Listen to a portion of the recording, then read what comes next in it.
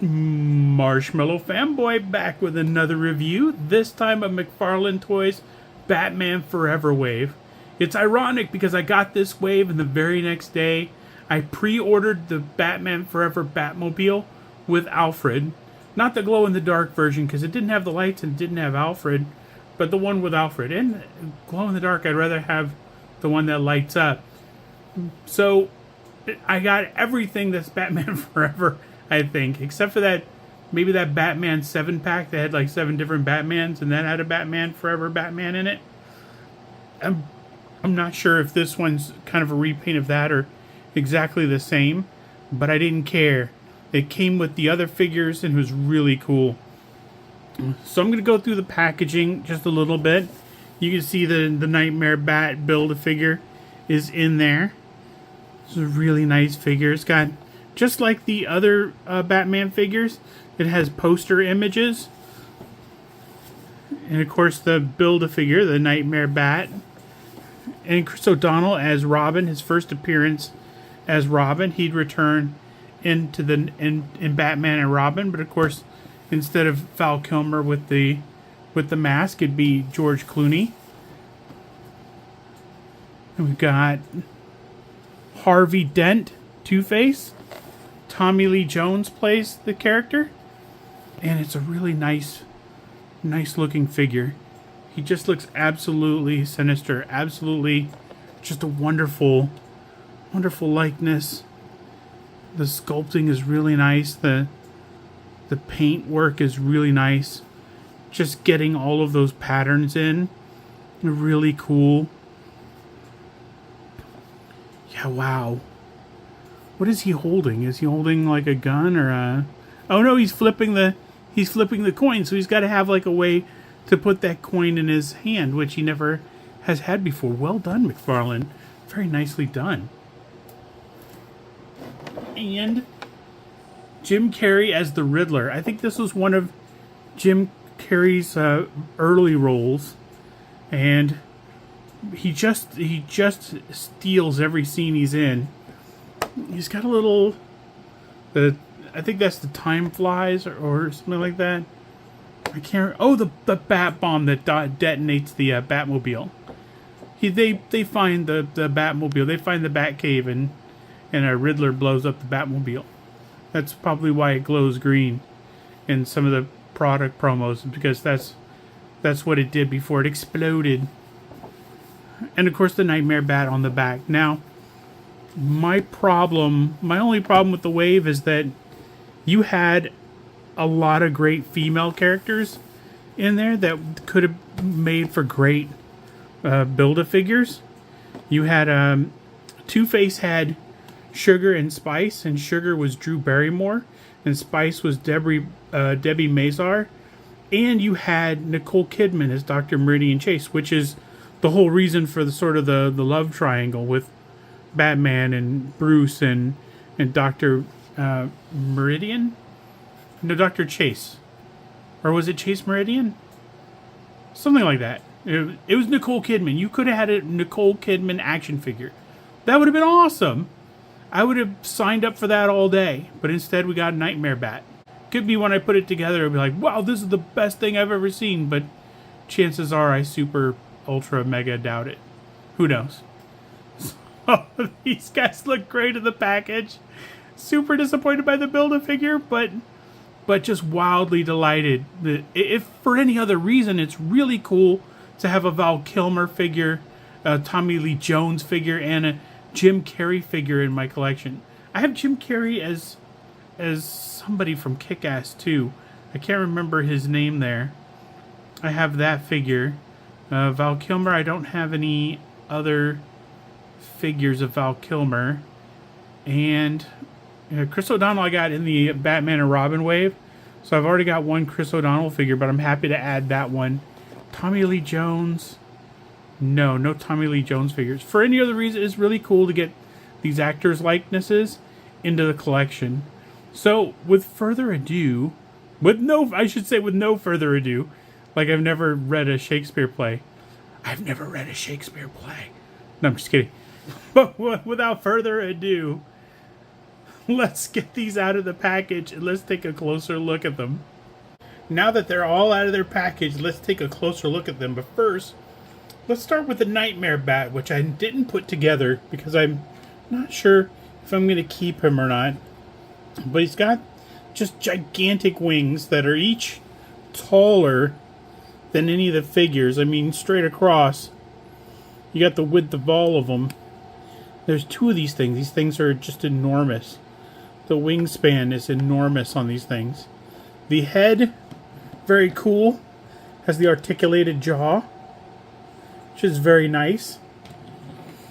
And, of course, the body of it is really nice. There's no sort of difference in the paint on this one. Like, you know, I like this one. The little hit of different brown kind of sets it off. But also with the wings are real textured and really have a lot of nice kind of paint difference and some blending and things. And so the body's just sort of plain brown. And I guess that's absolutely how a bat is. But it would have been nice if the legs had been articulated so that you could send them straight out, but you could also kind of make it so that the bat could stand up on its own. It also comes with a flight stand, which is cool. You put the little thing in, you put that in, and just like we've seen on previous flight stands, put that in there, and then you can rotate this to anywhere you want, which is a really nice touch. I just am not super into the Nightmare Bat. I don't know if I'm keeping him, so I'm going to keep him disassembled for now. And I'm not going to go over the articulation on the figures, but I will go over some of the details, things like that. I'm going to start with Two-Face. Two-Face, of course, all of them come with a card that has their image from the movie poster for Batman Forever, which is consistent. Harvey is a little bit tougher to do hands for. So one hand is the nice hand, one hand is the bad hand, which I guess isn't unlike other figures. I mean, you only have a left and a right hand, so you can only do left and rights. So that whole thing was kind of semantically null, I guess. Which is fine. Oh, he fell. What a jerk.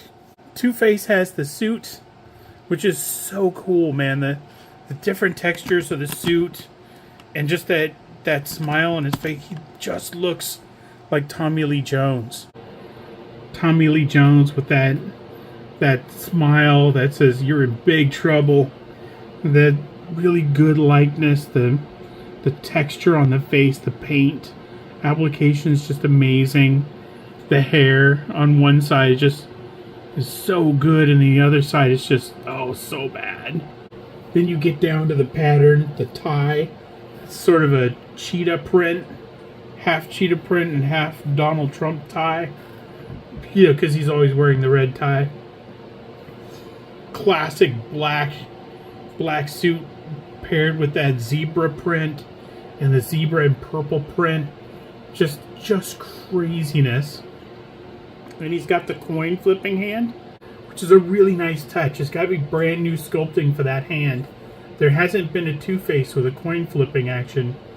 As I say that, I think we've gotten a Two-Face. We got a Two-Face as Batman, but I don't think we got a regular Two-Face. So hopefully that hand will translate to the comic book version as well, but you never know. As for Robin himself, Robin comes with something I've never seen before on a McFarlane figure.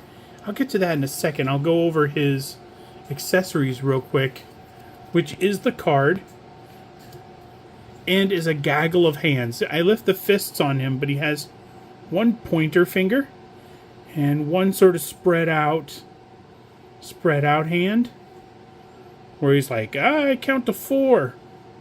And then he has 2 grabber hands, which maybe he can use for batarangs and things like that. Although he didn't come with any batarangs to pose with or anything. Now for that thing that I've never seen a McFarlane toy come with is a wired cape. This cape is wired. This cape is super cool. You can move it like that, and now it's Now he looks like he's really in motion. Put down like that. Wham! Just a really cool cape. So much fun. The wired cape is brand new to me. I don't think I've ever had a figure with a wired cape before, and I know wired capes are popular on Etsy and eBay and things like that, and I know that there are companies like MoffX and things like that who have wired capes, but I've never opened a MoffX figure. I have some. They probably have wired capes. I just haven't not experienced the joy of a wired cape.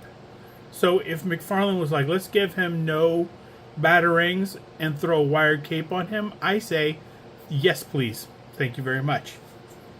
For Chris O'Donnell's first time as Robin, the suit is very much like the Robin outfit from the comic book, or as close to it as possible. You know, except for maybe the nipples on the suit, but the R is very sharp. It used to be, it was just like the one that Tim Drake was throwing at the time. He's got the Bat logo right on his belt. They did everything to make this Robin look as comic book authentic as possible. I even like the way the collar is popping right through the cape, even though the cape has to sort of wrap around his neck a little bit. It's such a cool figure. The gauntlets are really dark green or black. I'm not really... They're black. Okay, they're black. I'm just... My brain is like, that looks very dark green, but, you know, in comparison to the other green and stuff. But this Robin is really cool. Gosh, his arms go back quite a way. He's got a butterfly joint there, so that's nice. I'm not going to go over the articulation like I said, but I really like the posability of the figure. But I love the wired cape on the figure. And of course, these are very cool. These are where they're adult collectibles. Don't put this in your eye, kids. That is Robin. Now for Batman. Batman comes with an assortment of goodies. In addition to the card that has the image from the movie poster, he has this grappling gun. It's kind of cool. There's no other color hit on it, but it's nicely sculpted. He holds it here, and then I imagine it fires out, and I don't know what this spike does. I can't remember how it was used in the movie. He has this batarang, which is pretty cool. It's a little kind of yin-yang kind of thing where it sticks out more on one end and then on the other end. So when it's sailing, maybe it's there to poke you more, or I don't know which way it spins, but it's very cool. It is very bat-like, and I'm sure they used that in the movie at some point. Then there is this batarang, which is just a regular batarang, but it looks like there's a little device in there.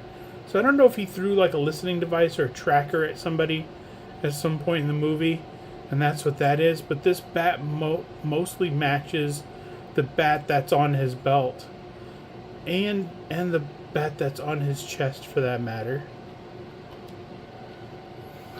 And in addition to the two fists that he has these two hands where he can hold things, either the bat grappling gun or the batarangs themselves.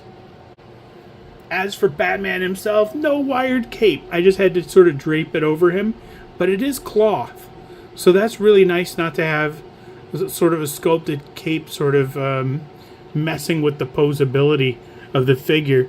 He's not straight black. He's kind of a very pearlescent black, kind of a dark, really dark gray. Dark gray approaching that black, but not quite reaching black. The boots and the gloves and the cape are all black. The belt, of course, silver with the gold buckle right there. And as in the movie, you can see the outline of the bat, but the bat's the same color as the armor is. And you can see the things that hold on the cape and or the cowl right there. For Batman, we have the high-tech, the thick gloves and the gauntlet the one spike instead of the three spikes like Robin.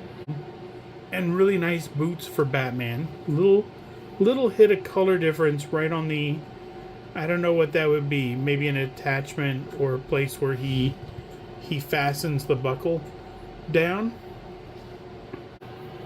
As for the likeness, I don't know that that's Val Kilmer, but I don't know that that's not Val Kilmer.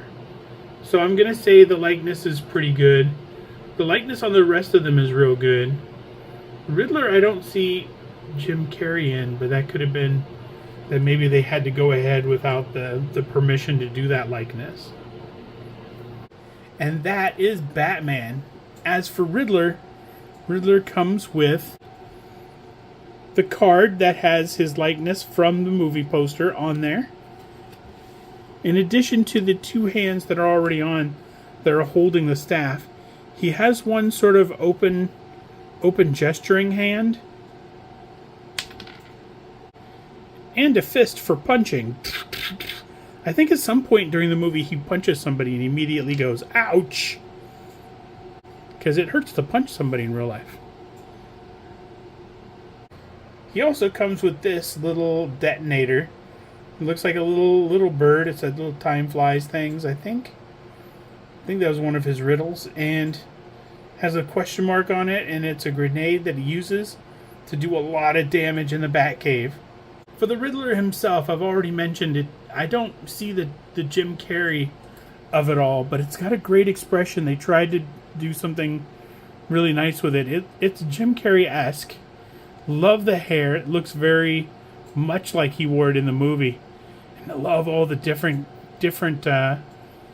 size question marks on there in dark green compared to the light green of the figure itself. He's got the question mark cane.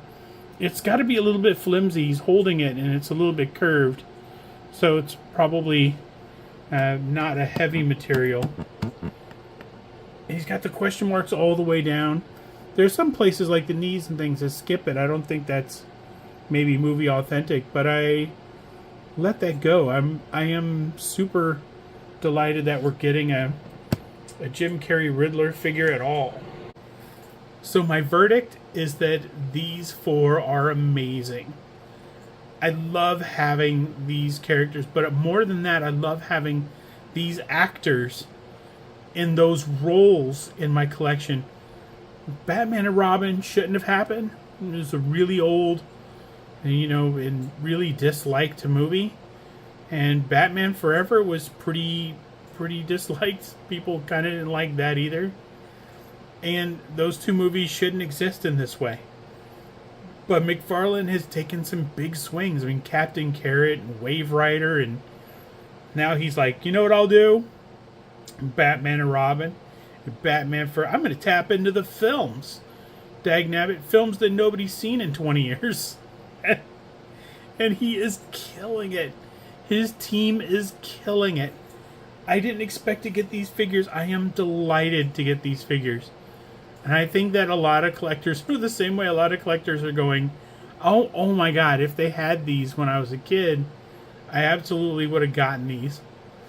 So as an adult, it's absolutely a joy to be able to get these. It's a joy to be able to pre-order the Batmobile with Alfred. Alfred made it through all four movies. He made it through Batman and Batman Returns and Batman Forever and Batman and Robin. So it's good to have an Alfred figure too. Absolutely deserved it. But the Nightmare Bat absolutely deserved to be that Nicole Kidman character. That would have rounded out the set really nice. A Nicole Kidman figure probably wouldn't sell well on its own, but as a Build-A-Figure, most people are probably getting the complete set, and they're not just getting...